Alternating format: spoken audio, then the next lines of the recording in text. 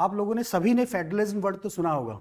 ये federalism word जो सुन रहे हैं ना आप, पढ़ते हुए आपको कई साल हो गए होंगे और आपने बहुत जगह आपने पढ़ा होगा, टीचर भी पॉलिटी के बहुत पढ़ाते हैं, कॉन्स्टिट्यूशन के भी बहुत पढ़ाते हैं, लेकिन ये फेडरलिज्म वर्ड पूरे कॉन्स्टिट्यूशन में कहीं नहीं है। और अगर ढूंढ के बता दो तो मैं मान जाऊं, पूरे कॉन्स्टिट्यूशन में कहीं नहीं लिखा हुआ। एक्सप्लिसिटली ये वर्ड ही नहीं है, इंप्लिसिटली है ये। सो सेंटर स्टेट के बीच में जो रिलेशनशिप है वो इंप्लिसिटली फेडरलिज्म एस्टेब्लिश करने की कोशिश की गई, लेकिन एक्सप्लिसिटली कहीं ये वर्ड आपको लिखा हुआ नहीं मिलेगा पूरे के पूरे कॉन्स्टिट्यूशन में। अब बात आती है फेडरलिज्म की। जब हम बात करते हैं तो आप एनसीईआरटी में देखेंगे तो एक बोलते हैं कमिंग टुगेदर फेडरलिज्म और एक होता है होल्डिंग टुगेदर फेडरलिज्म। जब हम बात करते हैं कमिंग टुगेदर फेडरलिज्म, जैसे अगर आप देखिए तो एक होता है कमिंग टुगेदर फेडरलिज्म। फेडरलिज्म की बात करें तो एक है कमिंग टुगेदर फेडरलिज्म,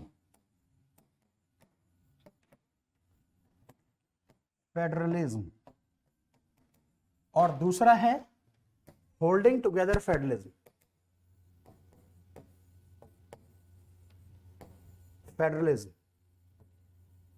अब पॉइंट आता है कि कमिंग टुगेदर फेडरलिज्म क्या होता है और होल्डिंग टुगेदर फेडरलिज्म क्या होता है।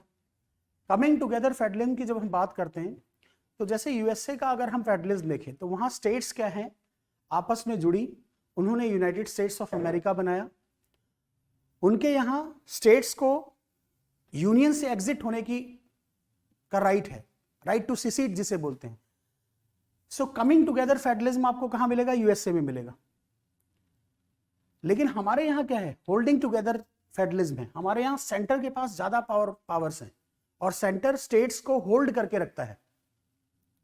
और स्टेट्स हैं, क्योंकि स्टेट्स में डाइवर्सिटी बहुत ज्यादा है, सो हमारे यहां जो स्टेट्स हैं वो राइट टू सिसीड नहीं है। ऐसा नहीं कि वो यूनियन ऑफ इंडिया से अलग हो सकती है, अलग नहीं हो सकती।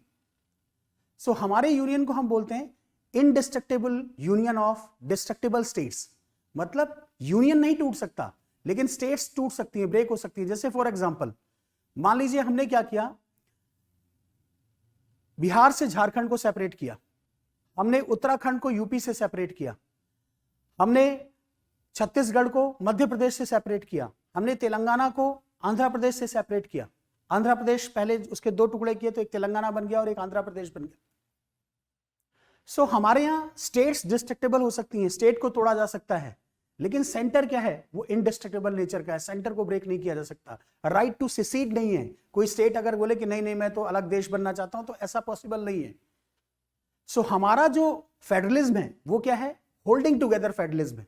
और जो यूएसए का फेडरलिज्म है वो कमिंग टुगेदर फेडरलिज्म है। वो लोग साथ यूनाइट हुए हैं और एक कलेक्टिव सिक्योरिटी के लिए कि अगर हम यूनाइटेड रहेंगे तो हम पे कोई अटैक नहीं करेगा।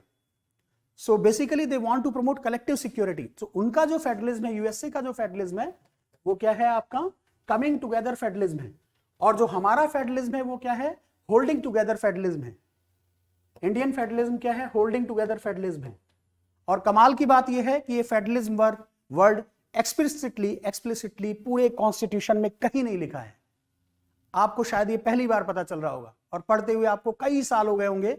ठीक है, आप पढ़ रहे होंगे federalism, India is a quasi federal, लेकिन फेडरलिज्म एक्सप्लिसिटली कहीं कॉन्स्टिट्यूशन ऑफ इंडिया में नहीं लिखा हुआ।